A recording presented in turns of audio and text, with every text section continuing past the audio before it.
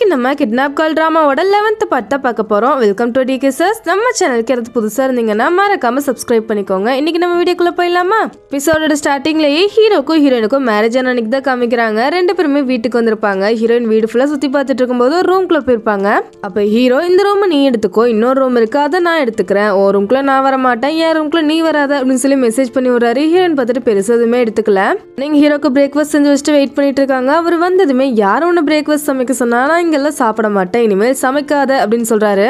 இப்ப பேச முடியாதுன்னு தான் எல்லாத்திட்டையும் சொல்லி வச்சிருப்பாங்க. அதனால அமைதியாவே தான் இருந்திருப்பாங்க. ஹீரோ ஒரு வாட்டி கிளம்பி ஒர்க்குக்கு போயிருப்பாரு. இப்ப யோசிக்கிறாரு, அப்ப மட்டும் நம்ம தனித்தனியா இருக்கலாம் அப்படின்னு சொல்லாம எனக்கு ஒண்ணு பிடிச்சிருக்கு, நம்ம கொஞ்சம் கொஞ்சமா ஒருத்தர் புரிஞ்சுக்கலாம்னு சொல்லியிருந்தா இப்ப இப்படி நடந்திருக்காதுன்னு நினைக்கிறேன், நான் உன்கிட்ட கேட்டிருக்கணும் உனக்கும் எனக்கு பிடிச்சிருக்கான்னு சொல்லி அப்படின்னு யோசிக்கிறாரு. இப்ப அப்படியே வீட்டுக்கு வந்து ஹீரோயின் கிட்ட நம்ம கொஞ்சம் கொஞ்சமா ஒருத்தர் பத்தி புரிஞ்சுக்கலாமா அப்படின்னு கேக்குற மாதிரி காமிக்கிறாங்க. எல்லாத்தையுமே ஹீரோ இமேஜின் தான் பண்ணி பாக்குறாரு. இங்க அப்படியே கட் பண்ணா லாஸ்ட் எபிசோட்ல இருந்தா காமிக்கிறாங்க. உண்மையான சியாங் ஹீரோயினை கடத்திட்டு போயிருப்பாரு. ஹீரோயின் வேகமா கார் ஓட்டிட்டு போய் ஒரு தடுப்புல இடிச்சு தண்ணிக்குள்ள விழுகிற மாதிரி காமிச்சிருப்பாங்க. அப்படியே ஹீரோயினை தேடிட்டு இருக்காரு. இவர் தான் ஆல்ரெடி ஹீரோயினோட லொகேஷன் ஷேர் பண்ணி வச்சிருப்பாருல, அதை ட்ராக் பண்ணி பார்க்கும்போது ஒரு லேக் குள்ளதான் காமிக்குது. இங்க இப்படி இருக்க முடியும் அப்படின்னு யோசிச்சுட்டு இருக்கும் போதே போலீஸ் கிட்ட இருந்து கால் வருது. நாங்க உனக்கு கண்டுபிடிச்சிருக்கோம், சீக்கிரம் வாங்க அப்படின்னு சொல்லி வேகமா வராரு. என்னடான்னு பார்த்தா ஹீரோயினோட ஹீல்ஸ் அது மட்டும் தான் கிடைச்சிருக்கு. ஹீரோயின் இன்னும் தேடிட்டு தான் இருக்கும் அப்படின்னு சொல்லும்போது ஹீரோக்கு ரொம்பவே பயமா இருக்கு. ஹீரோயினுக்கு எதுவுமே ஆகியிருக்க கூடாது அப்படின்னு யோசிச்சுட்டு இருக்கும் போது ஹீரோயினோட அம்மா அப்பான்னு சொல்லி எல்லாருமே வந்துடுறாங்க.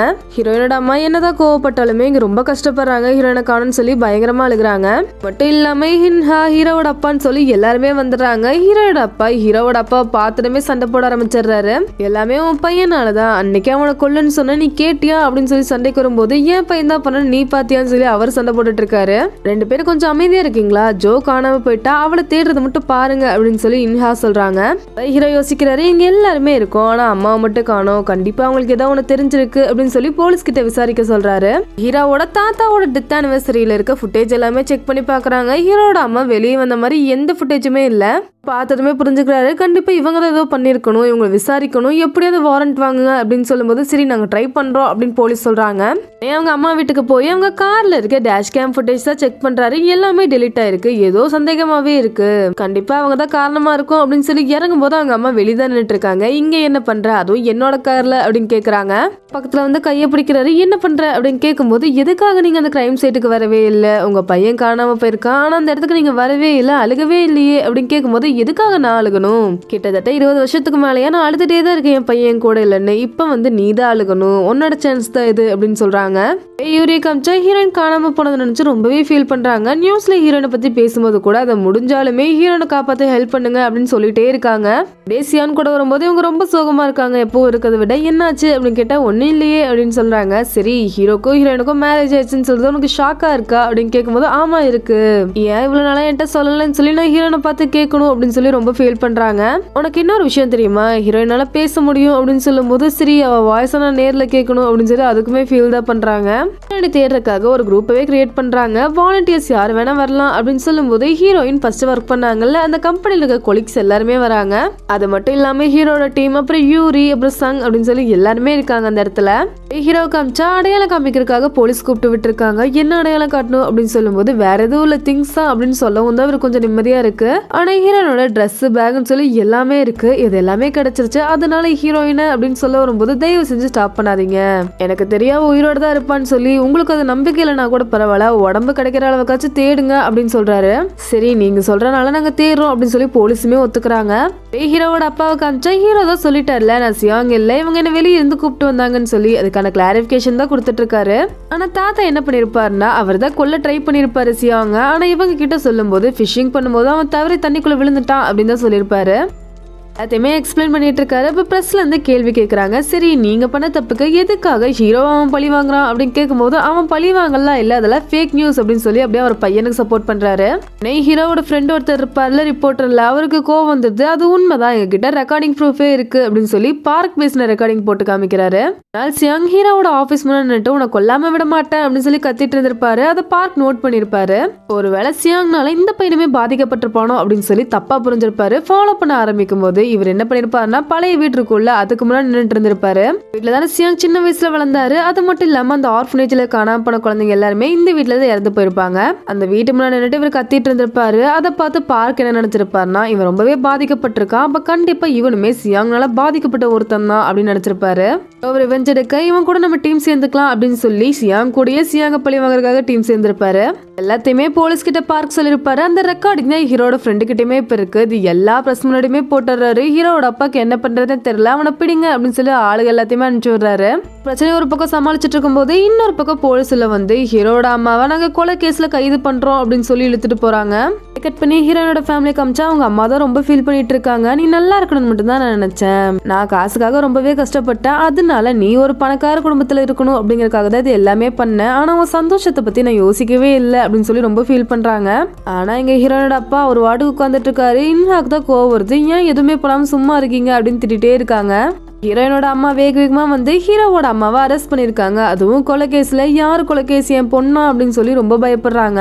அப்படியே விசாரிக்கிறத காமிக்கிறாங்க. என்னப்பா யாரையோ கொண்டுட்டேன்னு சொன்னீங்க, பணம் கிடைச்சதா அப்படின்னு கேட்கும்போது எதுக்காக உங்களை கூப்பிட்டு வந்தோன்னு உங்களுக்கு தெரியுமா அப்படின்னு போலீஸ் கேக்குறாங்க.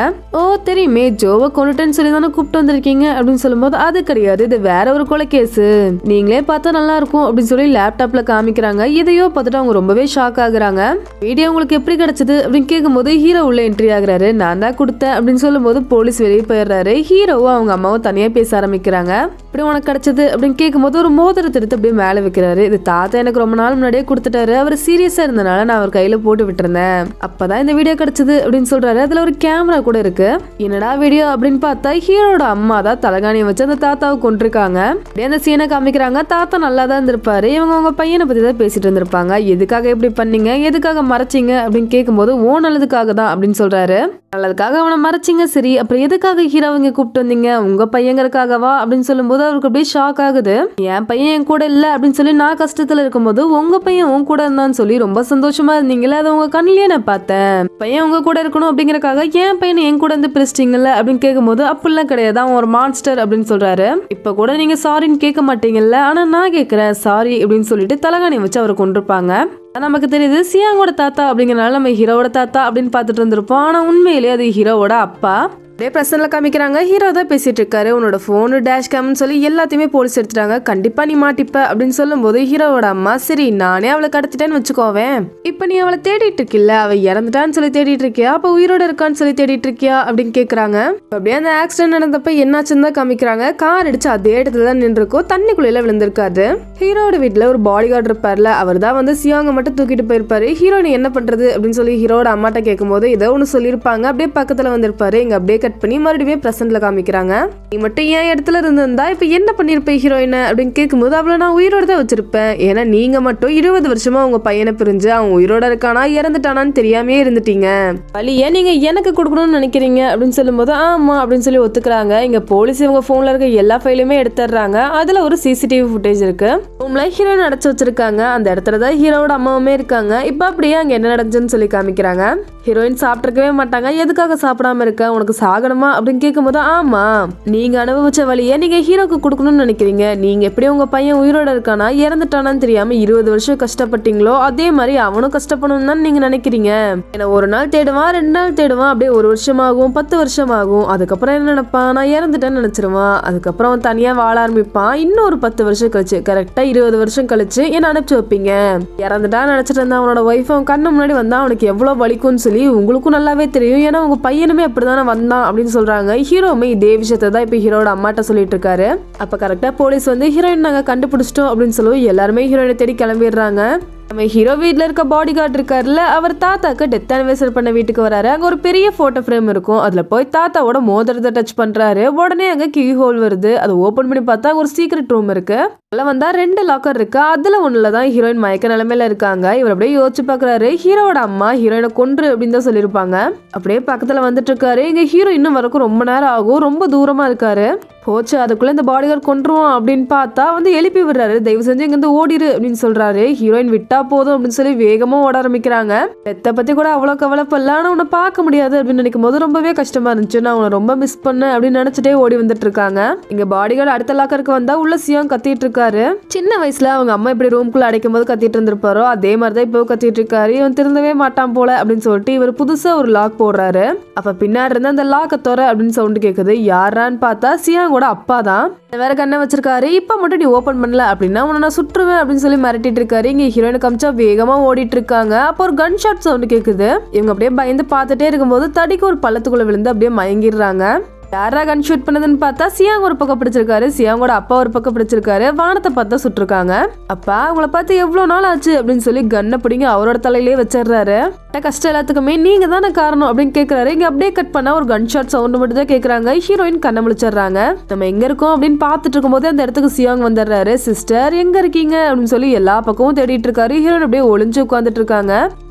அவர் அந்த இடத்த விட்டு போற மாதிரியே இல்ல. சிஸ்டர் எங்க இருக்கீங்க அப்படின்னு சொல்லி தேடிட்டே இருக்காரு. அப்ப அந்த சைடு ஒரு கார் வருது. ஹீரோயின் நோட் பண்றாங்க. ஹெல்ப் கேட்ட வேண்டியதான் அப்படின்னு சொல்லி வேகமா ஓடுறாங்க.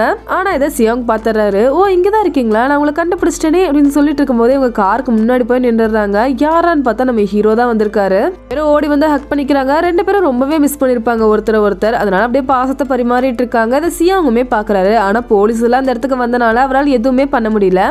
ஹீரோ அப்பதான் நோட் பண்றாரு. ஹீரோயின் கால செப்பலே இல்லைன்னு சொல்லி வேகமா தூக்கிட்டு போய் காருக்குள்ள உட்கார வச்சிடறாரு. போலீஸ் அந்த ஏரியா ஃபுல்லா தேட ஆரம்பிக்கிறாங்க. ஹீரோமே சரி நாங்க கிளம்புறோம், ஹாஸ்பிட்டல் போகணும் அப்படின்னு சொல்லி வேகமா கார் ஓட்டிட்டு இருக்காரு. ஹீரோயின் மயங்கிற மாதிரி இருக்காங்க. ஹாஸ்பிட்டல் போலாம், மயங்கிறாத அப்படின்னு சொல்லி வேகமா வந்துட்டு இருக்கும் போது நடுவுல யாரோ வந்துடுறாங்க. சடன் பிரேக் போட்டு பார்த்தா அது சியாங் தான். ஹீரோயினுமே கண்ணை முழிச்சிடுறாங்க. நம்ம ஒரு கேம் விளையாடலாமா, கீழே வரீங்களா அப்படின்னு சொல்லி ஹீரோ கூப்பிடுறாரு. ஹீரோ போவே மாட்டாரு, உள்ளே உட்காந்து இருக்காரு. இப்ப வரியா இல்லையா அப்படின்னு சொல்லி கண்ணை வச்சு மிரட்ட ஆரம்பிக்கிறாரு. நீ இங்கே இரு, என்னன்னாலும் காரை விட்டு மட்டும் இறங்கிறாத அப்படின்னு ஹீரோயின்ட்ட சொல்லிட்டு அங்க இருந்து இறங்குறாரு. ஹீரோ என்னதான் வேணும் அப்படின்னு கேட்கும்போது நீ கஷ்டப்படுறத நான் பார்க்கணும், அதுவும் ரொம்ப கஷ்டப்படுறது அப்படின்னு சொல்லிட்டு பக்கத்துல வந்து காதுக்குள்ள ஏதோ சொல்றாரு. ஹீரோ கேட்டதுமே அப்படியே அழுக ஆரம்பிக்கிறாரு. ஹீரோயினை திரும்பி பாக்குறாரு. மறுபடியும் இவரை திரும்பி பாக்குறாரு. அவர் கண்ணுல மட்டும் அப்படி தண்ணி வந்துட்டே இருக்கு. அப்ப அந்த இடத்துக்கு நிறைய போலீஸ் வந்துடுறாங்க. எல்லாருமே கண்ணை வச்சு மிரட்ட ஆரம்பிக்கிறாங்க. உங்க கண்ணை கீழே போடு அப்படின்னு சொன்னா சியாங் கேட்கற மாதிரியே இல்ல. கன் எடுத்து ஹீரோக்கு நேரா நீட்டுறாரு.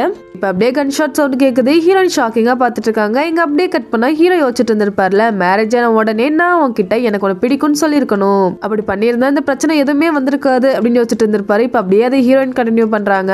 மேரேஜ் ஆன உடனே எனக்கு உனக்கு பிடிக்கும்னு நான் சொல்லியிருக்கணும், நீ எப்ப என்ன முதுகுல தூக்கிட்டு போனியோ அப்ப இருந்தே உன எனக்கு ரொம்பவே பிடிக்கும். சும்மா இமேஜின் பண்ணி பாக்குறாங்க. ஹீரோயின் கிறிஸ்மஸ்க்கு டெக்கரேஷன்லாம் பண்ணிட்டு இருக்காங்க. ஹீரோ அப்படியே பின்னாடி வந்து ஹக் பண்ணிக்கிறாரு. நல்லா இருக்குல்ல அப்படின்னு சொல்லி பேசிட்டு ஹீரோயின் லைட்டா கிஸ் பண்றாங்க. ஹீரோவுமே கிஸ் பண்றாரு. அப்படியே டீப்பா கிஸ் பண்ண ஆரம்பிக்கிறாங்க. ஹீரோ அப்படியே சோஃபால தள்ளி இவங்க மேலே ஏறி உட்காந்து கிஸ் பண்ண ஆரம்பிச்சிருப்பாங்க. ஹீரோ தான் குக் பண்ணிட்டு இருந்திருப்பாரு. அதெல்லாம் பேர்ன் ஆகிடுது. அது ஸ்மெல் வந்தோடனே ரெண்டு பேரும் வேக வேகமா போய் அதை ஆஃப் பண்ணி விட்டுருப்பாங்க. ஆனா ரெண்டு பேரும் ஃபீல்ல பண்ணிருக்க மாட்டாங்க, சிரிச்சுட்டு தான் இருந்திருப்பாங்க. இப்ப அப்படியே அது எல்லாமே மறைஞ்சு காலியா ஒரு வீட்டுல ஹீரோயின் மட்டும் தனியா உட்காந்துட்டு இருக்க மாதிரி காமிக்கிறாங்க. ஹீரோக்கு கால் பண்ணி பாக்குறாங்க. போகவே மாட்டேது. என்ன ஆச்சு அப்படின்னு யோசிச்சுட்டே உட்காந்துருக்காங்க. ஒரு கால் வருது. இவங்க வேக வேகமா வந்து அட்டென்ட் பண்றாங்க. ஹலோ அப்படின்னு சொன்னா யாருமே பேச மாட்டாங்க. இது நீ தானே அப்படின்னு சொல்றாங்க. இதோட இந்த எபிசோட் முடியுது. இதுக்கப்புறம் வர எபிசோட்ஸ் எல்லாம் மிஸ் பண்ணாம பார்க்கணும்னா டிராமா சேனலை சப்ஸ்கிரைப் பண்ணி வச்சுக்கோங்க. இந்த எபிசோட் எப்படி இருந்துச்சுன்னு சொல்லி கமெண்ட்ல சொல்லுங்க. தேங்க்யூ.